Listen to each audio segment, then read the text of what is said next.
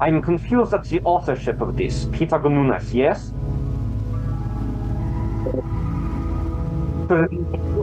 Should it not be credited to the Dr. Adam Goldstein? I would be happy to present on this topic, but it is not the same.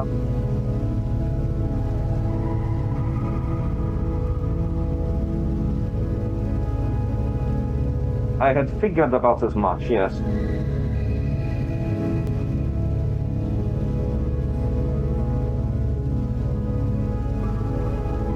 Today I will be presenting on the Michelson-Morley in retrospect for substantive ornamental processing through my novel transport layer algorithms. I am, as I mentioned, the Dr. Adam Goldstein with a certified diploma in substantive ornamental layer processing. I teach courses on this topic, which are very extensive, and research novel methods as well. I am first here to discuss the luminiferous ether.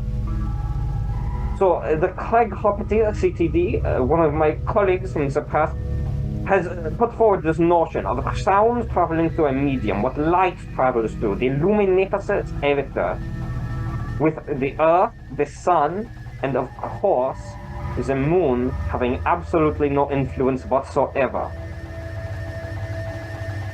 We then encounter the Michelson-Morley, of course, where we are able to test this luminescent ether. The result is a novel method, which has never been tried before, using this ether to actually detect the existence of the medium in 44H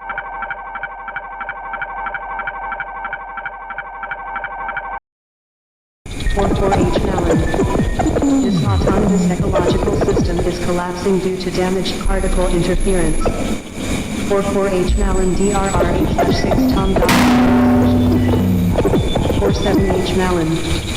There is apparent particle interference.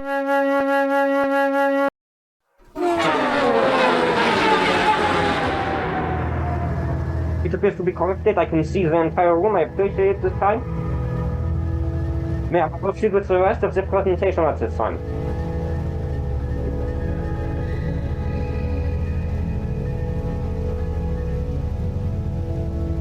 Contrast to existing equations and methods. These artifacts have a pattern which has not been discussed before. We can measure this pattern to interface with layer 17 of the alternate reality, which I will proceed to do in due hence.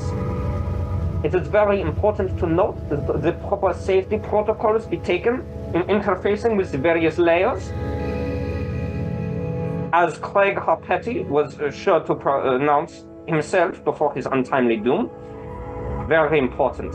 He first published these in 1965, but it is much more about the future of the... Pardon? I will not entertain further questions on this topic. You're very welcome. We can detect these sorts of patterns from the Hopperty method. And we see these sorts of effervescent patterns that come from a common central point, which is exactly as described by the novel equations and the methods of simulation that we have devised. I must grant much support to the technology seminar, including the Peter Nunes, for allowing me to present about this topic, and for his work with the subjective ornamental vigilance, as you can see here.